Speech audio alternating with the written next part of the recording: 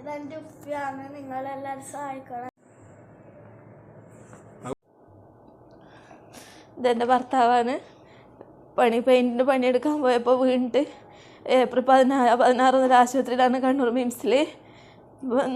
ഇപ്പം തന്നെ 18 ലക്ഷത്തോളം ബില്ലായി. ഇനിയും തുടർ ചികിത്സയ്ക്ക് ഒരുപാട് പൈസ വേണം. അതില്ല, സാമ്പത്തികമായി സഹായിക്കാൻ പറ്റിയ ആരും ഇല്ലാത്തതുകൊണ്ട് എല്ലാവരും കഞ്ഞിവിന് വേണ്ടിയിട്ടാണ്.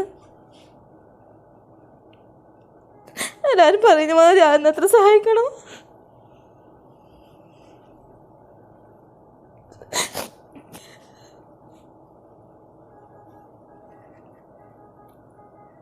ഒരു രൂപ എല്ലാവരെ കൊണ്ടും കഴിയുന്നത്ര പരമാവധി സഹായിക്കണം. എൻ്റെ മക്കളെ, എൻ്റെ ഭർത്താവിനെ ഓർത്തിട്ട് എല്ലാവരും ചെയ്തായിരുന്നു എൻ്റെ അപേക്ഷ.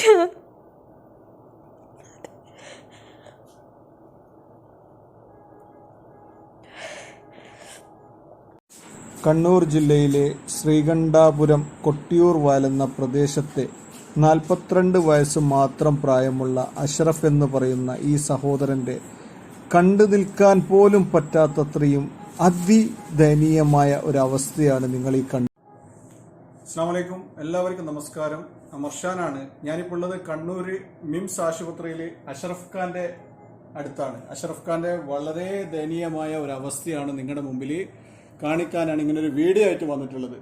അഷ്റഫ് ഖാൻ ഒരു പെയിന്റ് തൊഴിലാളിയായിരുന്നു. പെയിന്റിന്റെ പണിയെടുത്തുകൊണ്ടിരിക്കുന്ന സമയത്ത് വീടിന്റെ മുകൾ ഭാഗത്ത് നിന്ന് വീണ് ആ വീഴ്ചയിൽ വളരെ അതിഗുരുതര അവസ്ഥയിലായിട്ടുണ്ട്. തലച്ചോറിന്റെ ചെറിയൊരു ഭാഗം എടുത്തു മാറ്റേണ്ട ഒരു സ്ഥിതി വന്നു. അതേപോലെ നട്ടെല്ലിന് അഗാധമായ പരിക്ക് സംഭവിച്ചിട്ടുണ്ട്. പ്രിയപ്പെട്ടവരെ, വളരെ ഭീമമായ തുകയാണ് ഈ ഒരു സഹോദരന് വേണ്ടിയിട്ട് നമുക്ക് ആവശ്യമുള്ളത്. നിങ്ങൾ സഹായിച്ചാൽ മാത്രമേ ഈ ഒരു സഹോദരനെ നമുക്ക് ഈ മക്കൾക്ക് തിരിച്ചു നൽകാനുള്ള ഒരു സാഹചര്യം ഉണ്ടാക്കി കൊടുക്കാൻ സാധിക്കുകയുള്ളൂ. ഈ വീഡിയോ കാണുന്ന എന്റെ എല്ലാ പ്രിയ സൗഹൃദങ്ങളും ഈ സഹോദരന് വേണ്ടിയുള്ള സഹായങ്ങൾ ചെയ്യണമെന്ന് പടച്ചവനെ മുൻനിർത്തി ഞാൻ അപേക്ഷിക്കുകയാണ്. കാരണം ചെറിയ മക്കളാണ്. ഈ മക്കളും ഈ ഭാര്യയും ഒക്കെ ഈ ഉപ്പ എഴുന്നേൽക്കുന്നത് കാത്തിരിക്കുകയാണ്. വേറൊരു വരുമാന മാർഗം ഒന്നും ഈ കുടുംബത്തിനില്ല. സഹായിക്കാനുള്ള മറ്റുള്ള ഒരു സാഹചര്യം ഇല്ലാത്തൊരു കുടുംബമാണ്. ഇപ്പോൾ തന്നെ ഏകദേശം 18 ലക്ഷം രൂപയോളം ഹോസ്പിറ്റലിൽ ബില്ലായിട്ടുണ്ട്.